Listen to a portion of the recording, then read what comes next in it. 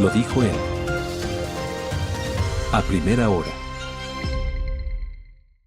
Audiencia querida, continuamos acá en el desarrollo de este Congreso Internacional, el Energy Talks, que se desarrolla en Madrid, la Ruta Madrid 2025, Galápagos 2026, con charlas enriquecedoras hablando sobre los temas de las energías renovables, que es algo en lo cual evidentemente hay esfuerzos como el de la delegación ecuatoriana que participa acá para procurar generar este debate y por supuesto posibles inversiones en nuestro país en este rubro. Me acompaña José Donoso, quien es el presidente de la Asociación de Fotovoltaicos acá en España. Qué gusto, señor Donoso, bienvenido. Gracias, un placer hablar para los amigos de Ecuador. Gracias a usted por la gentileza de atendernos. Entiendo que España particularmente dentro de los países europeos tiene un gran desarrollo en cuanto al uso de energías renovables. ¿Cómo se ha logrado eso? Bien, en España en los últimos años, bueno, España primero en nuestro sector específicamente, el sector fotovoltaico, pero también el eólico, ha sido un país pionero en el desarrollo de estas renovables. Los desarrollos tecnológicos en España empezaron a finales de los años 80 del siglo pasado. Pero digamos que el gran volumen de inversiones se ha realizado en los últimos 5 años. Hemos pasado de tener 3,5 gigavatios instalados a que en este momento tengamos 37 gigavatios. Somos la primera tecnología en capacidad instalada en España y en muchos momentos todo el sistema eléctrico se está suministrando con fotovoltaica. ¿Cómo se consigue esto? Primero, somos inversiones a largo plazo, necesitamos apoyo político, voluntad política, que el mercado tiene que percibir que hay una voluntad política de esta apuesta, porque todo esto se ha hecho con inversiones privadas, absolutamente. ¿Y el sector público qué aporte o cuál ha sido el papel para estas inversiones? La regulación. Con una regulación que esté clara, una regulación que transmita esa voluntad de ir adelante en este proceso de transición energética, el hacer que el transportista de la red, todos los reguladores se acoplen y evolucionen para dar respuesta a los nuevos desafíos que presenta para el mundo energético el desarrollo de las energías renovables. Esta regulación de la cual usted me habla, ¿qué tiempo tiene de vigencia y de aplicación? Y no sé si con el paso del tiempo se ha ido actualizando conforme las nuevas tecnologías.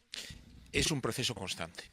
Porque este es un camino que estamos recorriendo, es un camino en que vamos viendo constantemente cómo se puede mejorar esa regulación, vamos descubriendo nuevas barreras, hay que superarlas, nuevos desafíos a los que hay que dar respuesta tecnológica pero también regulatoria. Entonces este es un proceso en constante evolución. ¿Cuántos años ha tomado ese camino hacia la transición energética? Llevamos 5 años en este camino, pero que hemos recorrido de forma muy rápida. En algún momento, digamos, en el inicio de este camino hace 5 años, hubo resquemores, hubo incluso resistencias para dejar el uso de combustibles fósiles y migrar a las energías renovables.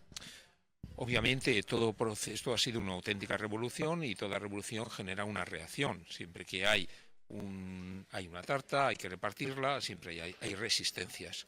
Y también se generan nuevos desafíos. Hay que trasladar, sobre todo en las plantas grandes, hay que trabajar con esas comunidades locales, hay que trabajar con el respeto, con la comunicación, con la transparencia y dejando el mayor contenido local posible para evitar que esas comunidades locales donde se implantan las plantas se generen acciones de reacción en contra de ellas.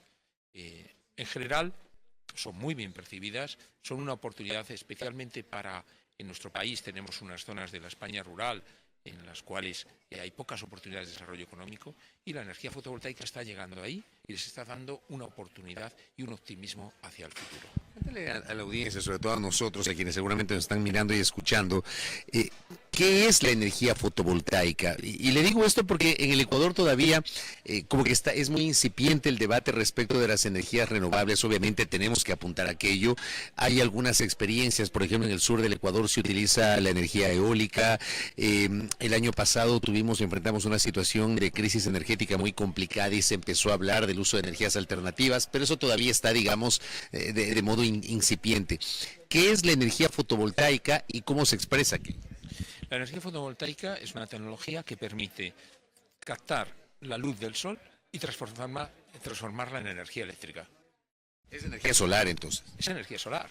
La energía fotovoltaica es utilizar paneles solares. Sí, en energía solar, digamos que podemos tener, cuando hablamos de energía solar, hay dos grandes tipos de energía. Una que lo que hace es calentar un líquido, o sea, tenemos una plancha que calienta el líquido y eso te produce un agua caliente, que es muy extendida en algunas zonas del mundo, para producir agua caliente a través de esa energía. Y la otra es la fotovoltaica, que lo que te produce es electricidad. Son unos paneles de silicio, cristalino, y que te producen una electricidad que sirve como cualquier otra fuente de energía, que unido ahora con el abaratamiento de las baterías, te puede producir una energía durante muchas horas del día, no solo durante las horas solares. ¿Qué sucede?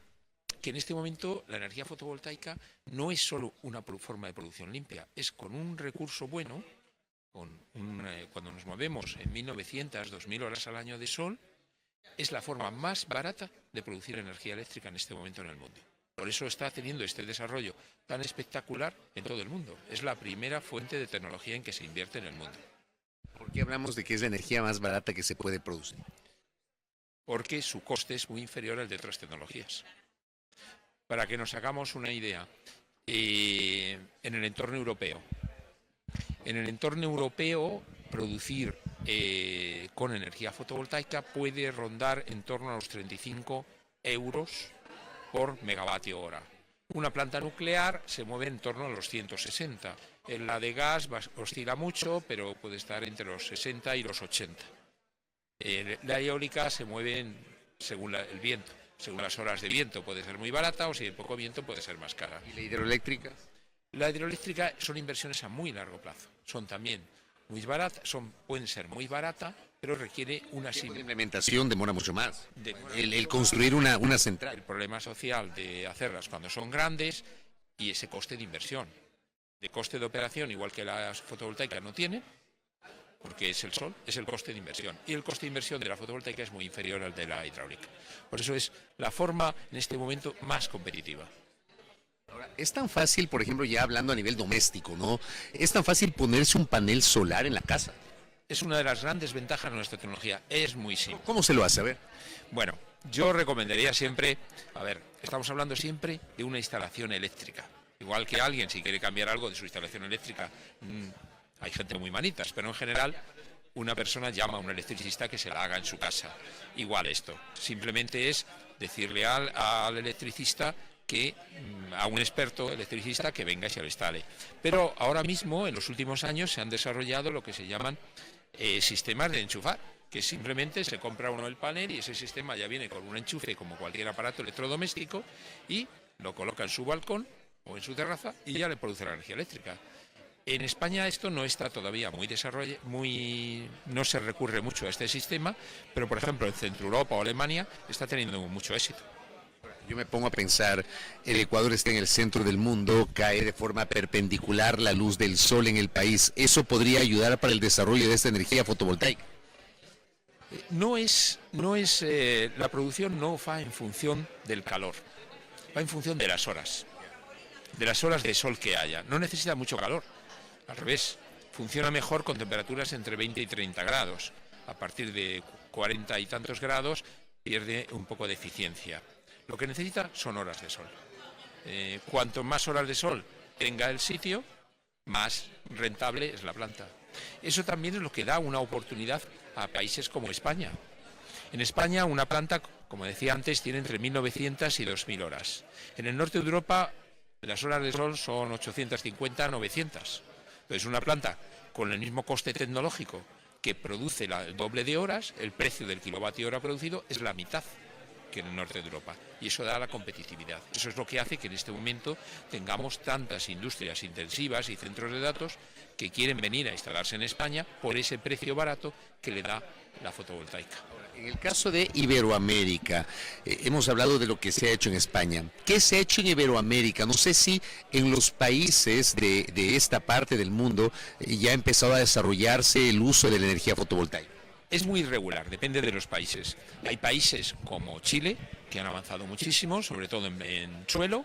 Países como Brasil, que también han avanzado mucho, pero ahí sobre todo en autoconsumo. Y luego países como México, que han avanzado pero que han tenido vaivenes políticos y ha hecho que un avance que iba siendo también espectacular se haya parado un poco. Y otros países en los que se ha hecho muy poco. En el caso del Ecuador, claro, aquí estamos reunidos participando de este congreso que tiene que ver con Madrid 2025, Galápagos 2026. Galápagos puede ser un buen ejemplo de lo que se quiere hacer a nivel del Ecuador. Galápagos debe ser. Un sitio como Galápagos, tan maravilloso como este, no puede depender de combustibles fósiles. Tiene que ser un ejemplo de un sistema descarbonizado completamente y además con unos costes reducidos gracias a la fotovoltaica con baterías. Y los gobiernos del mundo, sobre todo de las grandes potencias, están apoyando la migración al uso de estas energías más limpias. Bueno, tenemos el caso, por ejemplo, China. El 50% de todos los paneles fotovoltaicos que se instalan en el mundo, y repito, es la tecnología que más se instala en el mundo, se instalan en China. La apuesta de China es muy clara. India está haciendo también un esfuerzo, está haciendo un desarrollo muy importante de energía fotovoltaica. Estados Unidos hasta ahora lo estaba también. Ahora sabemos todos la política que sigue el gobierno americano y un poco de incertidumbre, pero al final la realidad económica se va a imponer. Y frente a unos combustibles fósiles más caros, los inversores van a preferir seguir invirtiendo en una tecnología más barata. ¿Y la tendencia europea es esta? La tendencia europea es esta. ¿Ustedes como España lideran esta tendencia? España junto con Alemania. Somos los dos líderes de esa tendencia a nivel europeo. ¿Cuánto tiempo cree usted, proyectándonos hacia el futuro, sin pretender tener la bola de cristal ni mucho menos, pero sí hablando de proyecciones, cuánto tiempo usted proyecta que esto podría masificarse a nivel del continente y del resto del planeta? Bueno, yo creo que ya es bastante masivo. Como digo, en España ya somos la primera tecnología en potencia instalada. En Alemania también. A nivel de muchos países ya hay un porcentaje muy importante. Y a nivel del planeta plantea una solución muy importante. Hay muchos países hasta los que ahora la electrificación no había llegado. Por ejemplo, África. África es un continente muy mal electrificado. Y sin embargo la fotovoltaica le da una solución, porque frente a esas grandes centrales del pasado que requerían grandes inversiones, que luego había que pagar, que con el pago de esa deuda generaba grandes problemas económicos y políticos a los países, la fotovoltaica es una solución individual, o de pequeños grupos, o de pequeñas comunidades. Entonces la fotovoltaica hoy en día se está instalando por todo África, dando esa solución a esas comunidades locales que no tenían hasta ahora, no llegaban las redes eléctricas. ¿No ve que, por ejemplo, la masificación del uso de energía fotovoltaica eventualmente puede afectar intereses, sobre todo de los sectores que ejercen su actividad económica en función del uso de combustibles fósiles? Por supuesto, esas reticencias las estamos viendo todos los años en las conferencias del clima y en cada día. Eso es... digamos que es normal, es decir, hay intereses económicos, hay sectores económicos que salen perjudicados, que pierden en todo proceso de transformación económica. Cuando llegaron las máquinas de vapor, pues los que iban en dirigencias perdían, entonces se oponían. Hay una anécdota que no es muy conocida. La revolución industrial empezó en el Reino Unido, porque ahí descubrieron las primeras máquinas de vapor, pero la realidad fue que la primera máquina de vapor se hizo en Alemania para un pequeño barco que llevaba de una parte a otra del río. Pero claro, los que ganaban con él pasando en barcas de remo perdían su negocio y destruyeron esa barca. Y no se desarrolló en Alemania, se desarrolló en el Reino Unido. ¿Pudieron frenar el progreso? No. Llegó más tarde y llegó en otro lugar. Perjudicaron a su país sin haber conseguido nada a medio largo plazo. Pero terminan siendo procesos inevitables. Cuando, lo decía en mi intervención, cuando a una frase de Víctor Hugo, cuando a una idea le llega a su momento en la historia, no hay ejército que pueda pararla. Sí. Qué interesante hablar con usted, muchas gracias. Nada, muchas gracias a usted y un placer. Gracias a José Donoso que ha estado con nosotros hablando sobre energía fotovoltaica, que es un debate que tenemos que impulsar en el Ecuador. Primera plana. Todas las noticias, todas las voces.